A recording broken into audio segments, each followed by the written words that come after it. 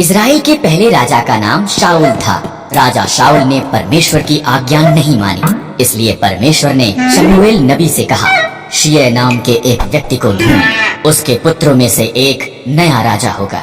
शमूएल को यिशै बैतलहम में मिला। उसने यिशै के 7 पुत्रों को देखा। वो सुंदर और बलवान दिखते थे। उनमें से कोई नहीं।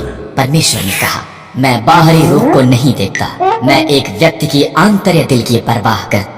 यिशै ने उसके सबसे छोटे बेटे को संदेश भेजा, जो खेतों में भेड़ें चरा रहा था। शमूएल ने उसे देखा और परमेश्वर ने कहा, वही है। इस तरह दाऊद नया राजा होने के लिए अभिषिक्त किया गया था। कुछ समय के बाद इजरायलियों ने पलिश्तियों के साथ युद्ध किया।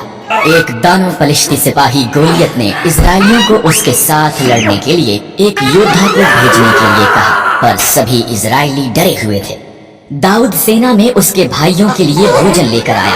उसने गोलियत की चुनौती सुनी और डरा नहीं। परमेश्वर की सेना का अपमान करने की उसकी इतनी हिम्मत। दाऊद ने कहा, मैं उसके साथ युद्ध करूंगा।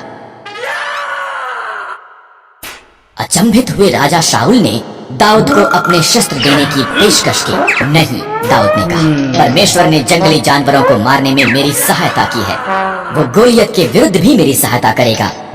दाऊद ने 5 पत्थर और एक गोफन लिया। क्या मैं एक कुत्ता हूँ? गोलियत दहाड़ा, तुमने मेरे साथ युद्ध करने के लिए एक छोटे से लड़के को भेजा है। तेरे पास एक भाला है, दाऊद ने कहा, पर मेरे पास इज़राइल के परमेश्वर की सहायता है। दाऊद ने गोफन में पत्थर डाला और घुमा कर मारा। ये गोलियत के माथे में लगा और उसे नीचे गिरा दिया। इज़राइलियों ने पलिश्तियों को हरा दिया परमेश्वर की सहायता के साथ।